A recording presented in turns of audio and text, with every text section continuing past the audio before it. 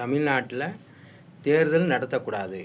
தமிழ்நாட்டில் தேர்தல் நடத்த வேண்டுமென்றால் 2026 வருஷத்தில் நேரடி ஒளிபரப்பில் இந்திய பிரதமர் 100 ஓட்டு போடட்டும்.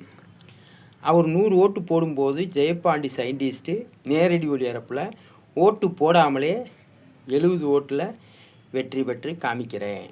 அப்படி காமிக்கும்போது இந்தியாவில் எவனுக்குமே ஓட்டு உரிமை இல்லாத போது எப்படி தேர்தல் நடத்தலாம், ஆவணங்களை எப்படி கேட்கலாம், ஆவணம் கேட்ட மோடி என்ற பொண்டுப்பலும் தமிழ்நாட்டை ஆளக்கூடிய பிராத்தல் முதலமைச்சரும் இந்தியா முழுவதும் ஆளக்கூடிய அரசியல் கட்சி பொண்டு பயல்களையும் நான் கேள்வி கேட்பேன்.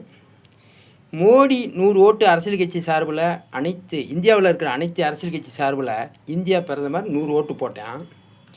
ஜெயபாண்டி சயின்டிஸ்ட்டு எப்படிடா வெற்றி பெற்றான்? ஏண்டா இறந்து போன ஆவணங்கள்லாம் கேட்குறீங்க. மோடி போட்ட ஓட்டு மோடிக்கு 100 ஓட்டு போனதா? ஜெயபாண்டிக்கு எப்படி 70 ஓட்டு வந்துச்சு? அது நேரடி ஒளிபரப்பில் ஓட்டு போடக்கூடிய டெக்னாலஜி தெரியாத பொதுமக்களும் பார்த்துக்கிட்டு இருப்பான். அனைத்து நாட்டில் உள்ள விஞ்ஞானிகளும் பார்ப்பான். அனைத்து நாட்டில் உள்ள நீதிபதிகளும் பார்த்துக்கிட்டு இருப்பான். அனைத்து நாட்டில் உள்ள தொழில்நுட்பம் தெரிந்தவனும் பார்த்துக்கிட்டு இருப்பான். என்னையா ஒரு படிப்பறிவு இல்லாத ஜெயபாண்டி எப்படி அந்த மிஷினை கண்ட்ரோல் செய்தான்? எப்படியா மோடி தானையா ஓட்டு போட்டான் 100 ஓட்டு. அந்த 100 ஓட்டில் ஜெயபாண்டி ஓட்டே போடாமல் இந்த பட்டனில் ஜெயபாண்டிக்கு எப்படி 100 ஓட்டு போச்சு அப்படின்னு எல்லா பேரும் மோடியை பார்த்து கேட்டு ஆவணம் கேட்டது தப்பு மோடி. அதே மாதிரி இந்த இந்தியாவில் இருக்கிற அனைத்து அரசியல்வாதிகளுடைய சொத்துக்களை பறிமுதல் பண்ணி இந்தியாவுடைய கடன் அடைக்க வேண்டும். அதற்கு பிறகு தான் 2026 தேர்தல் நடத்த வேண்டும்.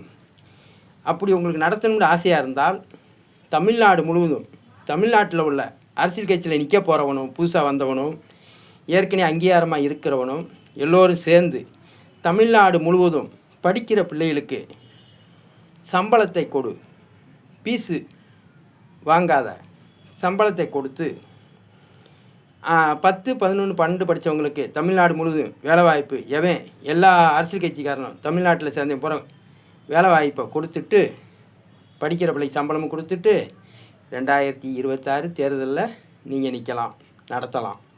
இல்லைன்னா ஜெயபாண்டிக்கு வாய்ப்பை கொடுத்துட்டு ஜெயபாண்டி 75 நாளைக்குள்ளே இந்த இவிஎம்ஸினுடைய குற்றம் நேரடி ஒளிபரப்பு நடத்திட்டு மதுரை மாவட்ட மாணவ மாணவிகளுக்கு படிக்கிற பிள்ளைக்கு சம்பளமும் கொடுத்துட்டு 10, 11, 12 படித்தவனுக்கு வேலை வாய்ப்பும் கொடுத்துட்டு நான் என் பிள்ளைகளுக்கும் திருமணம் பண்ணிடுவேன்.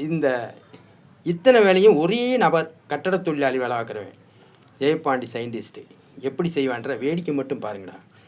உலகத்தில் கண்டவனுக்கு பிறந்த பழுக அந்தந்த கட்சிக்காரன் பாரு மான ரோசம் இருந்துச்சுன்னா உன் தலைவனுக்கு ஃபோன் பண்ணி என்னடா தேவடியா மகனே படம் நடிக்கிற 200 கோடி 300 கோடி சம்பாதிக்கிறோம்ன்ற அவசாரிக்கு பிறந்தவனே, தமிழ்நாட்டை ஆண்டு கொண்டு இருப்பவனே, தமிழ்நாட்டை இனிமேல் ஆளப் போகிறவனே, ஒரு படிப்பறிவு இல்லாதவன் கட்டட தொழிலாளி மதுரை மாவட்டம் முழுவதும் படிக்கிற பிள்ளைக்கு சம்பளம் கொடுக்குறோம்ன்றான், 10, 11, 12 படித்தவங்களுக்கு வேலை வாய்ப்பு கொடுப்போம்ன்றான்.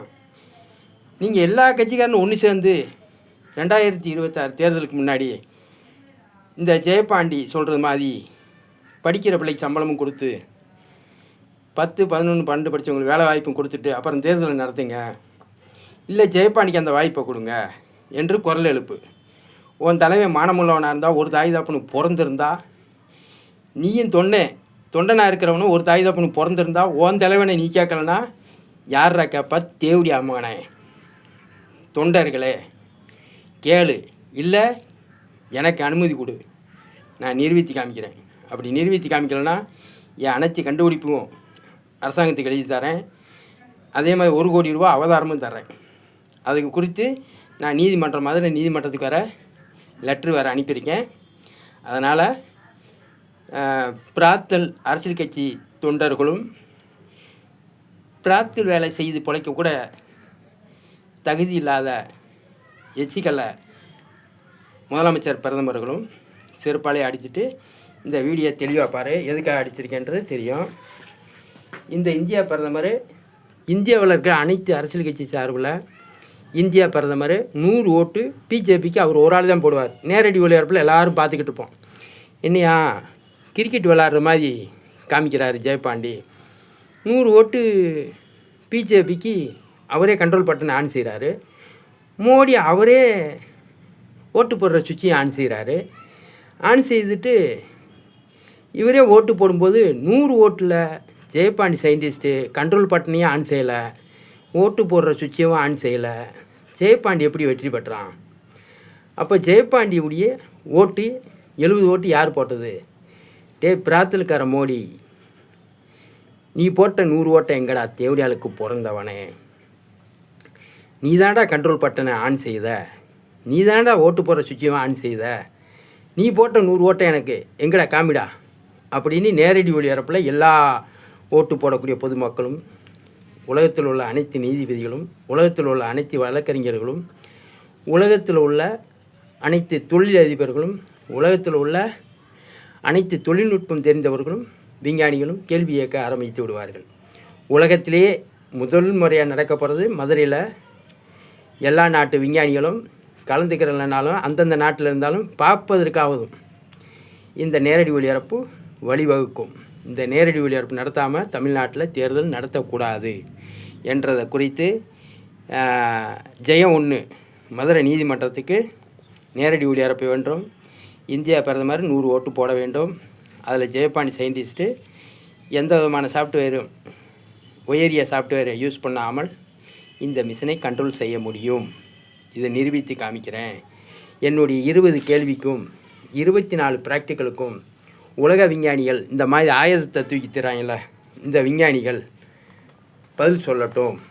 அதே மாதிரி இந்த விஞ்ஞானிகள் சதாம் ஹுசேனை தீவிரவாதியாக காமிச்சாங்க, பின் லாடனை தீவிரவாதியாக காமிச்சாங்க, விடுதலை புலிகளை தீவிரவாதியாக காமிச்சாங்க. இப்படி பல தலைவர்களை விளம்பரப்படுத்தி அவங்க திட்டமிட்டு விளம்பரம் செய்து அந்த தலைவர்களை அழித்திருக்காங்க.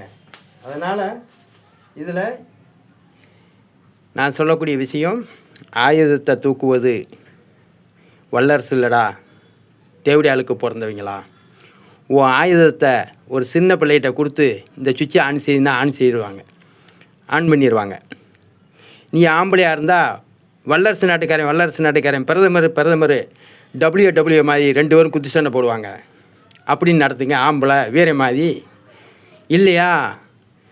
ஒரு நாட்டுக்கு ஒரு நாடு பலம் காட்டணும்னா ஜனாதிபதி, அமெரிக்கா ஜனாதிபதியும், ரஷ்யா ஜனாதிபதியும், இந்தியா ஜனாதிபதியும், சீனா ஜனாதிபதியும் ஒரு ஆள் டீமாக மல்லி ஊத்தியம் போடுங்க. பொட்டை பயலுகளா? நாங்கள் டிவியில் பார்க்குறோம், கபடி எல்லாமே ஒவ்வொரு நாட்டிலேருந்து விளையாட போகிறான்ல, அந்தந்த நாட்டு பிரதமர் ஃபஸ்ட்டு டீம் அமெரிக்காவும் ரஷ்யாவும் பிரதமர் 2 பேரும் சண்டை போடுவார்கள். யார் வெற்றி பெறார்கள், யார் பலமுள்ளவர்கள் பார்க்க போகிறார்கள் என்று அறிவித்து ஒவ்வொரு நாடும், இந்தியாவுக்கும் இன்னொரு நாட்டுக்கும் இப்படி மாற்றி அப்படி பண்ணுங்க. ஆம்பளையாக இருந்தால் இல்லையா ஜெயபாண்டி சயின்டிஸ்ட்டுக்கு வாய்ப்பை கொடு, இல்லைன்னா இந்த அதிபரை விடுதலை பண்ணுறான். அதை விட்டு இப்படி சண்டை போடக்கூடாது. சட்ட ரூல்ஸ் இருக்குல்ல, உன் சட்டம் கண்டிப்பாக மக்களை காப்பாற்றக்கூடியதானே. சண்டை போட்டு தான் காப்பாற்றணுன்னு அவசியம் இல்லை. எப்படி சட்டத்தை மீறுறவனா அனைத்து நாடும் சேர்ந்து அவனுக்கு இன்னும் வாய்ப்பெல்லாம் கொடுத்து அவனை கண்ட்ரோல் பண்ணு. பொதுமக்கள் மேலே குண்டை வீசுவது என்னென்னா 3வது உலகப் போர்ன்றது மாமா வளர்க்குற பசங்களா. ஆகையால் இந்த அதிபரை வெளிவிடு. ஒரு நாடு இன்னொரு நாடு பிடிப்பது சட்டவிரோதம் என்பதை ஒரு படிப்பில் ஜெயபாண்டி சயின்டிஸ்ட்டு சொல்கிறீங்க. நீங்கள் வல்லரசு நாடாக இருந்தால் உங்கள் நாட்டில் ஒரு மாநிலம் முழுவதும் படிக்கிற பிள்ளைக்கு சம்பளம் கொடுக்க முடியுமா? அதே மாதிரி 10, 11, 12 படித்தவனுக்கு வேலை வாய்ப்பு கொடுக்க முடியுமா? அதை முதல் நிறைவேற்றுங்கடா. இல்லை ஜெயபாண்டி வேடிக்கை பாருங்கடா, நான் எப்படி கொடுக்குறேன்னு. அப்போ வல்லரசு பொண்டு பழுகளா? ஜெயபாண்டி சயின்டிஸ்ட் ஒன்றுங்க கிறுக்கணும் இவனா கிடையாது. என்னுடைய ஆதங்கத்தை சொல்லியிருக்கேன். ஆம்பளையாக இருந்தால் எனக்கு ஃபோன் பண்ணி இந்த இவிஎம் மிஷினில் போட்டியில் நீங்கள் கலந்துக்கிறன்னு தான் வைகிறேன். என்னுடைய இதுக்கு ஃபோன் பண்ணி கலந்துக்கிறோம்னு சொல்லுங்கள். இல்லை அந்தந்த நாட்டு பிரதமர்கள் சண்டை போடுங்க, மல்லி ஊத்திய மாதிரி. நாங்களாம் வேடிக்கை பார்க்கணும். மக்களை கொல்றது தவறு. நன்றி, வணக்கம். அடுத்த டேக்கில் பேசுகிறேன். BO Jayapandi scientist. தமிழ்நாட்டில் 2026 தேர்தல் நடத்தக்கூடாது.